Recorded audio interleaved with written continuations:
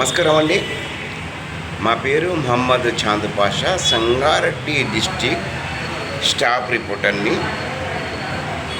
మా ఛానల్ చూస్తున్నారు కదా, మా ఛానల్ నెంబర్ 1 ఛానల్. ఉన్న వార్తలు పెడతాం. మేము పేడ్ వార్తలు పెట్టాము. మేము ఎవరి దగ్గర డబ్బులు తీసుకొని వార్తలు పే చేయం. మేము ఆధారాలు ఉంటేనే మేము సబ్జెక్ట్ పెడతాను. నేను ఆధారం లేనిది ఏ న్యూస్ పే చేయను. నేను చాలామంది డబ్బులు కక్కుతో పడి డబ్బుల గురించి పేడ్ వార్తలు పెడతారు, కానీ మా ఛానల్ పేడ్ వార్త పెట్టది. మా ఛానల్ ప్రజల గురించి ఉంది. ఇది ప్రజల ఛానల్. ఇది అంటే మన ఛానల్. ఇది మీ ఛానల్. మన ఛానల్ని మనం మంచి పేరు తెచ్చుకోవాలంటే ఫస్ట్ మన ఛానల్కు సబ్స్క్రైబ్ చేయాలి, మనం లైక్ చేయాలి. మన ఛానల్కు ఫేస్బుక్లో, ట్విట్టర్లో, గ్రూపులలో షేర్ చేయాలి. ఇది ప్రజలకు సేవ చేసేది మన ఛానల్. ఇది ప్రజలకు అండగా ఉంటుంది. ఏ జిల్లాలైనా ఏ సమస్యలున్నా కానీ మీరు నాకు తెలియచేయచ్చు. నేను కళ్ళతోటి చూసి నేను ఈ వార్తలు పెడతాను. నేను మా ఛానల్ నాకు అవకాశం ఇచ్చినందుకు మా ఛానల్ ఓనర్కు నేను ధన్యవాదాలు చెప్పుకుంటున్నాను. ఇటువంటి ఛానళ్ళలో మనం పనిచేసి ఈ ఛానల్కి ముందు తీసుకెళ్ళాలి. ఒక మంచి పేరు తేవాలి ఛానల్కి. ఎందుకంటే ఉన్న వార్తలు పెడతారు.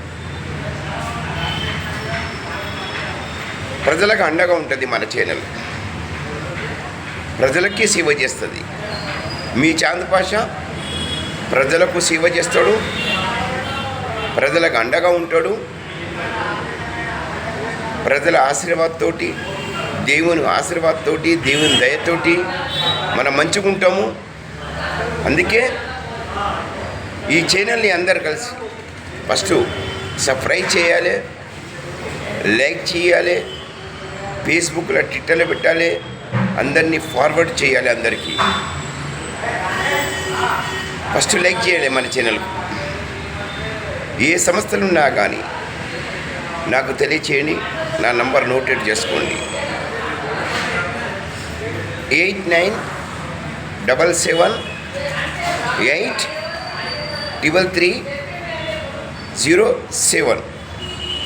మా ఛానల్ ఎవరికి అమ్ముడు పోదు, ఎవరికి బానసు కాదు. ఉన్న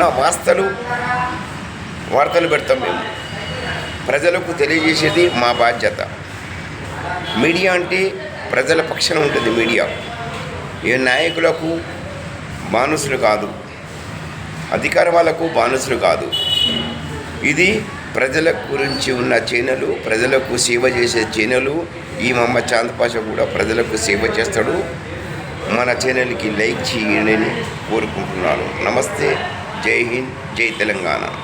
వర్గంలో ఈ ఇసుక బజార్ని ప్రారంభోత్సవం చేసుకోవడానికి వచ్చినటువంటి సబ్ కలెక్టర్ గౌరవనీయులు ఉమాహారతి గారు, మరి స్థానిక ఎంఆర్ఓ తహసీల్దార్ గారు, మరి మన పీడీ హౌసింగ్ చలపతిరావు గారు, ఏడీ మైన్స్ గారు, తర్వాత కమిషనర్ గారు, ఇంకా వేదిక పైనటువంటి అందరికీ, ఎండిఓ గారు, తర్వాత ఇక్కడికి వచ్చినటువంటి బెనిఫిషరీస్, లబ్ధిదారులు ఎవరైతే ఉన్నారో, ఇందిరమ్మ ఇండ్లు కట్టుకొని ఉంటా ఉన్నారు, ఇసుక అవసరం ఉండి కూడా అందరికి నమస్కారం. ఈరోజు ఎన్నో రోజుల నుంచి మనము ఎదురు చూస్తా ఉన్నాం. సార్ ఇసుకెప్పుడు అని చెప్పేసి కొంతమంది ఇసుక గురించి చాలా కాస్ట్లీ ఉందని చెప్పేసి ఆపేసుకోవడం జరిగింది. కొంతమంది మనము సీసీ రోడ్లు, తర్వాత డ్రైన్స్ కూడా మనం శాంక్షన్ చేసుకున్నాం. ఎన్నో గ్రామాలలో సార్ ఇసుక 3000 రూపాయలు అమ్ముతుంది సార్, మేము స్టార్ట్ చేయకుండా ఎట్లా చేస్తాం సార్ అని చెప్పేసి చాలా మంది చెప్పడం జరిగింది. కాబట్టి ముఖ్యంగా ఇందిరమ్మ ఇళ్ల గురించే మన ప్రభుత్వం, తర్వాత గృహ నిర్మాణ శాఖ మంత్రి కోమిరెడ్డి శ్రీనివాసరెడ్డి గారు, వాళ్ళందరూ కూడా ప్రతి నియోజకవర్గంలో ఈ ఇసుక బజార్ ఏర్పాటు చేయాలని చెప్పి చెప్పడం జరిగింది. దాంట్లో భాగంగా నా కృషి ఒకటే కాదు, మన కలెక్టర్ గారి కృషి, తర్వాత సబ్ కలెక్టర్ గారి కృషి కూడా, అధికారుల కృషి చాలా ఉంది ఇక్కడ ఇసుక బజార్ రావడానికి. వాళ్ళు కూడా ఎప్పటికప్పుడు డ్యూ పెట్టుకుంటాం. చంద్రశేఖర్ గారు మన అడిషనల్ కలెక్టర్ గారు కూడా రోజు ఆయనతో మాట్లాడుతూ ఉంటే ప్రతిరోజు కూడా సార్ ఎప్పుడు అని చెప్పేసి మన మంత్రి గారు దామోదర నరసింహ గారు వారు కూడా వాళ్ళ అందులో కాగానే మీద అవుతుంది అని చెప్పడం జరిగింది. అక్కడ అయినా వారం రోజుల లోపలనే ఇక్కడ నారాయణఖేడ్ కూడా కావడం జరిగింది. తర్వాత మనం శ్రీకాంత్ ఎవరైతే ప్రాజెక్ట్ ఆఫీసర్ దీనికి శ్రీకాంత్ ఉన్నాడు, మీరందరూ కోఆర్డినేట్ చేసుకోండి. ఎవరన్నా ఇసుక గురించి వచ్చినప్పుడు ఆ ప్రొసీజర్ వాళ్ళు మీకు ఏఈలు తర్వాత మీ పంచాయత్ సెక్రటరీలు టోటల్ గా చెప్తారు. కాకపోతే ముఖ్యంగా మీకు చెప్పేది ఏంటంటే పీడీ గారు మన తర్వాత డిప్యూటీ ఏఈలకి మా ఊరు కొంచెం పాపం ఇన్నోసెంట్ వాళ్ళకు బ్యాంక్ అకౌంట్స్ ఆన్లైన్ లో బుక్ చేసుకోవడం కొంచెం రాదు. కొంతమందికి బ్యాంక్ అకౌంట్లు కూడా చాలా మట్టుకు ఉన్నాయి, కానీ కొంతమందికి లేకుండా ఉంటే వారికి పేమెంట్ ఎట్లా చేయాలనే ఉద్దేశంతోనే వాటికి మీరు కొంచెం చెప్పాల్సిన అవసరం ఉందని కూడా చెప్తా ఉన్నాను. తర్వాత ముఖ్యంగా ఈ బిల్లుల గురించి కొన్ని టెక్నికల్ ఇష్యూస్ వల్ల కొన్ని బిల్లులు రాలేదని చెప్పేసి చాలా మంది బెనిఫిషియరీస్ అడుగుతా ఉన్నారు. నేను వారికి పీడీ గారికి వారి సిబ్బందికి నేను రిక్వెస్ట్ చేస్తా ఉన్నా, ఇట్లా తీసుకొని పోయి ఎంపీ దగ్గరికి మీరు తీసుకొని వెళ్ళిండ్రు, మీ ప్రయత్నాలు మీరు చేస్తున్నారు, కానీ కొంచెం అష్యూరెన్స్ ఇచ్చి మా వాళ్ళకి కొంచెం లేట్ అయినా మీ బిల్లులు ఎక్కడ వస్తాయని చెప్పేసి. తర్వాత ఇంకా కొంతమంది మరీ ఇల్లు పెద్ద కట్టుకుంటాము కొంచెం జరిగితే ఇయ్యరా, ఏమైతున్నది మీరు ఇచ్చే 5 లక్షలు ఇవ్వండి మేము మొత్తం పెద్ద కట్టుకుంటాం అంటున్నారు. ప్రభుత్వం దానికి ఎలాంటి కూడా మనకు అవకాశం ఇవ్వలేదు. ఒకవేళ ముందు ఒకవేళ అవకాశం ఇచ్చి అటువంటిది ఏమన్నా గైడ్ లైన్స్ తీసుకొని వస్తే అప్పుడు పెద్ద కట్టుకుందరు, కానీ అప్పటి వరకైతే మనకు 40-60 గజాల లోపలనే ఇల్లు కట్టుకోవాల్సిన అవసరం ఉంది. కాబట్టి మీరు చూస్తా ఉన్నారు ప్రతిష్టాత్మకంగా గతంలో ఇందిరమ్మ ఇల్లు మన ప్రభుత్వం కాంగ్రెస్ ప్రభుత్వం ఇచ్చింది. ఎప్పుడు 1900 రాజశేఖర రెడ్డి గారు ఉన్నప్పుడు ఇందిరమ్మ ఇల్లు ఆ రోజు కూడా. దాని తర్వాత రాజశేఖర రెడ్డి కిరణ్ కుమార్ రెడ్డి గారు వచ్చినప్పుడు మనము ఈ ఇండ్లను మొత్తం డాబా ఇల్లు అంటే స్లాబ్ ఇళ్లను మనం ₹1,00,000 కట్టుకోవడం జరిగింది. ఫస్ట్ లో 25,000, తర్వాత 50,000, తర్వాత 1,00,000 వరకు కూడా చేయడం జరిగింది. దాంట్లో కొన్ని చైర్మన్ పిఎస్సీ అవకతవకలు జరిగినాయి అప్పుడు రాజశేఖర రెడ్డి గారు ఉన్నప్పుడు. ఎందుకంటే ఎవరు తీసుకున్నారో ఒకరి పేరు మీద ఒకరు బిల్లు ఆన్లైన్ లో పెట్టేసి తీసుకోవడం వల్ల L3లో కొంతమంది పేర్లు పడ్డాయి.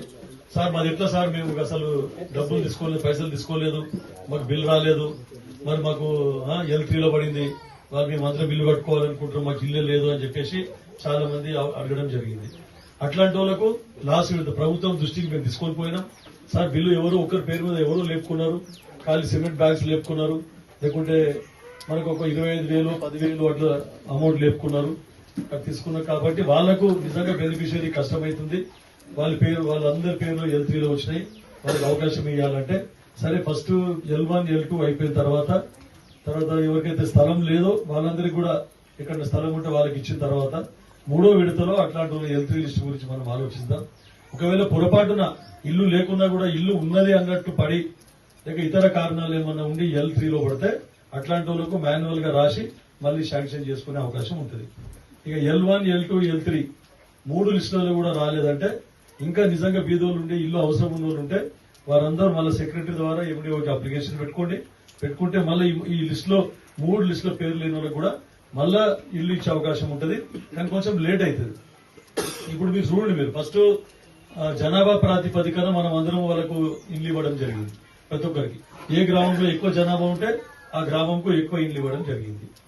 అయితే దాంట్లో ఏమైంది, ఒకసారి గవర్నమెంట్ అప్పుడు 20% ఇల్లు ఎక్కువ శాంక్షన్ చేయండి అని చెప్పిండ్రు, ఎక్కువ ఇస్తామని చెప్పడం జరిగింది. కానీ తర్వాత గవర్నమెంట్ ఆలోచించి ఏం చేసింది, 20% ఇళ్లను ఇప్పుడు వద్దు, ఎన్ని ఉన్నాయో అన్నీ ఇస్తాము, 20% ఎక్కువ ఇల్లు వద్దు అనేసరికి కొంతమంది పేర్లు వచ్చి కూడా అట్లనే 20%లో కట్ అయిపోయింది. దాని గురించి మీరు వరీ కావాల్సిన అవసరం లేదు, అవన్నీ మళ్ళీ నెక్స్ట్ విడతలో వస్తాయి. తర్వాత ఈ మీకు అలాట్మెంట్ అయిన ఇళ్లలో కూడా మీకు కొంతమంది ఏం చేసిందంటే కొంతమంది ఇంకా స్టార్ట్ చేయలేదు. మేము ఎప్పటి నుంచో చెప్తా ఉన్నాం. కొంతమంది వాళ్ళు తప్పు ప్రచారం చేసిండ్రు, వాళ్ళు శాంక్షన్ చేసినప్పటికీ అన్నారు, తీసుకుపోయి ప్రొసీడింగ్ ఇచ్చినాం. ప్రొసీడింగ్ ఇచ్చిన తర్వాత స్టార్ట్ చేయించినాం. బిల్లు వచ్చినప్పుడు చూసుకుందాం. కొంతమందికి అయితే బిల్లులు రావరా, ఎందుకు పెడుతున్నారు అనవసరంగా, మీరు ఏడున్నాయి పైసలు లేవు కాంగ్రెస్ ప్రభుత్వంతో అని చెప్పేసి.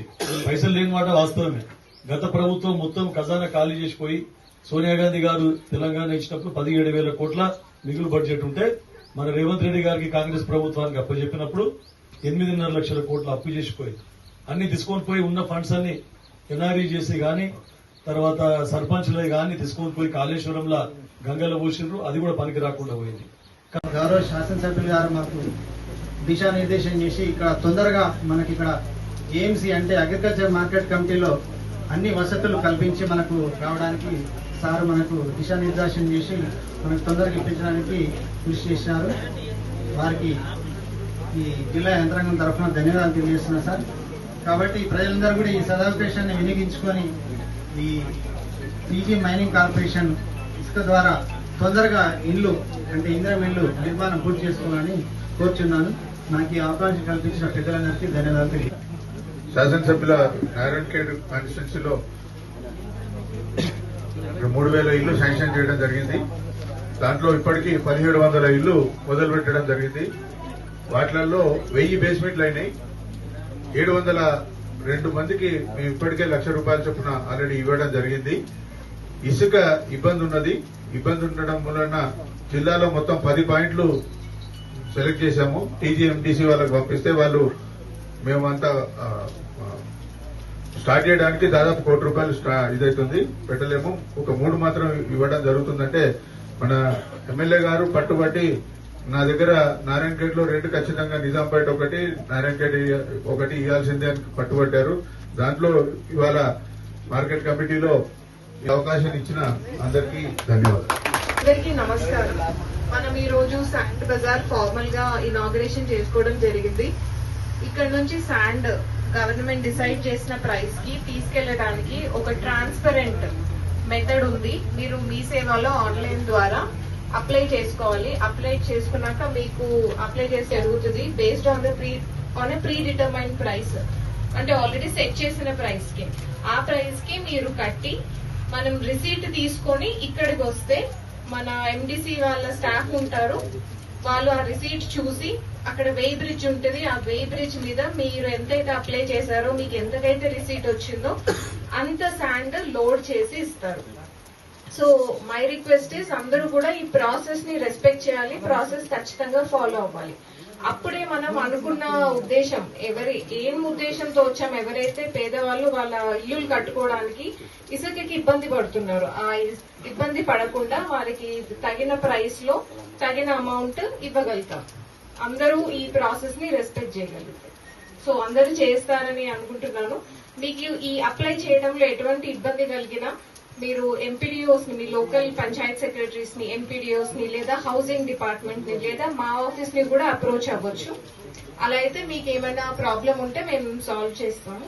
సో అందరూ కూడా ఈ అవకాశాన్ని సద్వినియోగం చేసుకోవాలి.